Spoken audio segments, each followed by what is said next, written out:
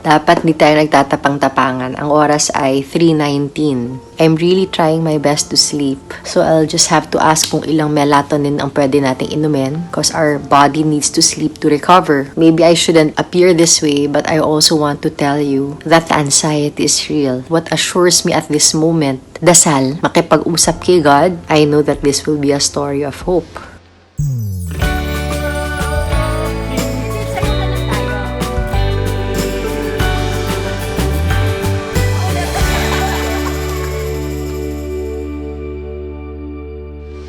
Hi, this is Side B with Ate B, and we are preparing a video for you on how to deal with anxiety when you are in quarantine, or like me, when you have COVID. See, COVID is here and we have to learn how to live with it. I am on my 8th day of quarantine, of isolation. Thankfully, salamat sa Diyos, I am asymptomatic and I am learning to cope. Here I am sharing the video so that your learning curve will be shorter. Hopefully, it does not happen to you. When it does happen, sana ito will guide you somehow so that you will have less of the panic attacks because you already know what to do.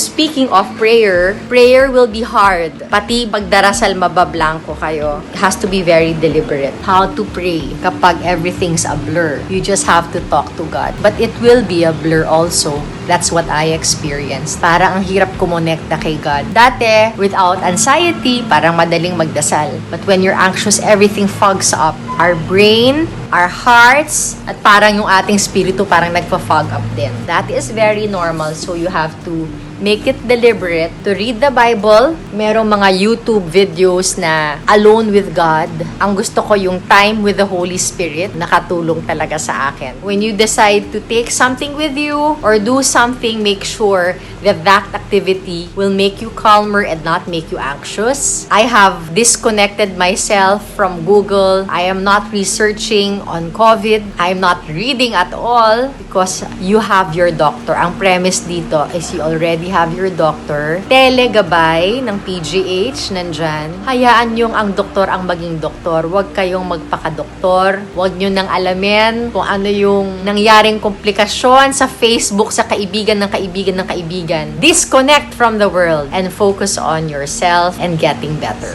So, it's madaling araw. Pero masayang madaling araw. Hindi mo naman mapipigil pag magigising ka. I'm enjoying my mornings and madaling araw with meditative music. Thank you to Chang Ami for that. Thank you to our priest friends also. This is our date time with God. Enjoy the moment with the Lord. One thing I brought with me also when I was about to go on quarantine is my coffee. I love coffee and I thought to myself na I'd love to have coffee while I am quarantined. Bring things that will bring you joy. However, I realized something. On day 1, this is what happened. I couldn't breathe. Hindi ako makahinga, but it was something na parang very anxious all of a sudden. And what did I take then? Sabi ko, coffee. So I found out coffee might be the culprit to make me more anxious. So I haven't really touched my coffee. But more important is to know why your body is reacting that way so that when something happens to your body, you know that it's not COVID. It's probably anxiety that could be causing it. So, very important again, always talk to your doctor. By the way, the good news is I took and I am taking coffee again because I learned it was not coffee that was causing all the anxiety build up. It was this. So you have to learn to calm your mind, to be aware, and to be mindful. Another thing that you may want to consider is taking up breathing exercises. But I have to emphasize that you shouldn't do anything strenuous. Remember that COVID is still in our bodies and we don't want to aggravate the situation. Listen to doctor's orders. Primarily, ang sasabihin nila, you have to rest, eat well, sleep. I consulted my doctor, so this is what I am doing. Do not do this at home without consulting your doctor first. That is very important. And besides, breathing is okay. Awareness is okay whenever you will have a panic attack. We have to think of anxiety as something that is real and just work around it. Of course, we are anxious. And what you do about it, you help yourself. Just now, I was experiencing something that appears to be anxiety. May build up ng lamig sa tiyan. Parang feeling ko, bakit ako kinakabahan? This happened to me before when I had a cup of coffee. And when I explained to the doctor what was happening, of course, he explained to me that stress sometimes causes acid reflux. Hindi nyo siya dapat ipagwalang bahala. But you have to communicate it clearly to your doctor so that he can advise you. You have to tell them what you are feeling clearly, and you have to be aware just so he can help you. You have to understand what is happening to your body. Okay? And I will show you what happens when you are hyperventilating, okay?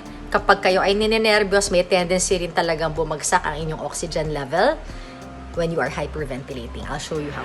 So this is the normal, 98. Very good. I'll tell you what happens when you're not breathing.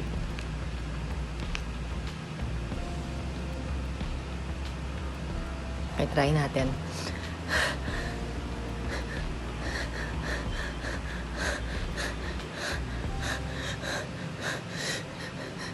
See, it's down to 93. Short breath when you are nervous. It's 93, bumababa. Back to 99. That's why you have to breathe. It is very important to establish a routine when you are quarantined. Yung isang routine na natin, and quite helpful as well, is doing the laundry. Yan. Tapos, we will also have a routine anyway because we have to take whatever supplements or medication na sinasabi ng doktor na we have to take. So, we have to follow that. Wake up early, clean yourself, take a bath, look pretty. All these things are part of well-being. And, of course, do not forget to look outside the window. Kahit na ang view mo ay sampayan mo, look outside your window. Marvel at how beautiful life is. Have gratefulness in your heart. Embrace the moment. Seize the day. Don't waste time worrying. Have a grateful attitude. Before kayo maging anxious kung bakit kayo nanghihina, ask yourself, baka hindi kayo kumakain. You have to eat, okay? I just remembered, minsan makakalimutan nyo rin kumain.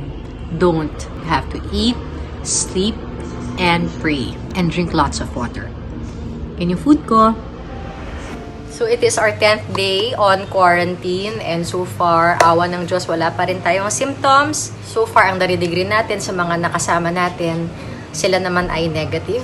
That really says a lot of the anxiety out of you, lalo na kapag nalalaman mong okay naman yung mga kasama nyo. But we continue to pray. Nakakapagod din palang maging anxious. Darating kayo sa puntong pagod na ako, ayoko nang matakot. Nandyan na yan, darating din sa puntong, Lord, bahala ka na, pagod na ako. But the other way of beating anxiety from now on is to take a proactive role towards COVID. We're so scared of COVID, but we can outsmart the virus. Meron ka pang iingat, gawin na natin because we already know what to do, right? Abangan ninyo kung anong mga bagay na gagawin natin differently. Let's do it together. Let's take care of each other, and let's live with COVID smartly.